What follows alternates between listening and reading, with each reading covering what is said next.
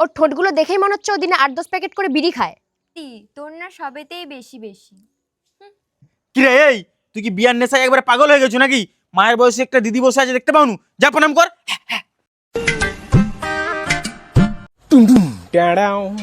এ দাদা দাদা, বিয়ের জন্য যে মেয়ের ঘর থেকে দেখতে আসে বলেছিল, কি হলো এখন আসেনি তো? শালা কেলানি মাল, বিয়ের জন্য যেন একবারে মাথায় উঠে গেছে। তারা আসবে যখন বলেছে অবশ্যই আসবে, তাকপাক করছি কেন? যা ভিতরে যা, আসলে ডাকবো।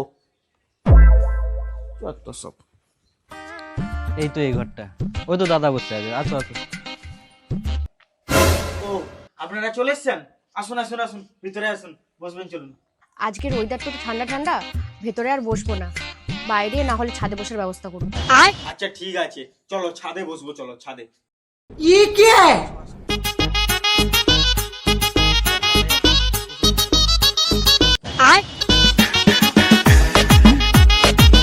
বলছি দাদা, আপনাদের আসতে অসুবিধা হয়নি তো? বৌদি, অসুবিধা হয়নি তো? না না, একদমই অসুবিধা হয়নি।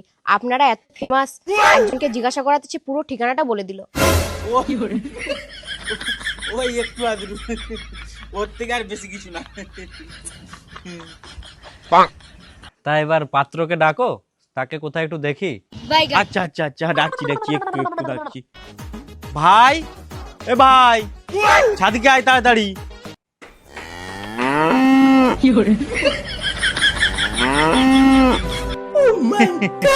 আসলে কি বলুন তো, আমাদের বংশ পরম্পরাতেই একটু নাম ডাক আছে আর কি।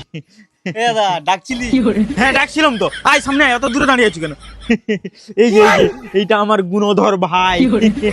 ভালো ভালো, খুব ভালো। কিরে ভাই, বোন এটা কোন ছেলেকে পছন্দ করেছে? দেখেই তো মনে হচ্ছে পাক্কা নেশাখোর।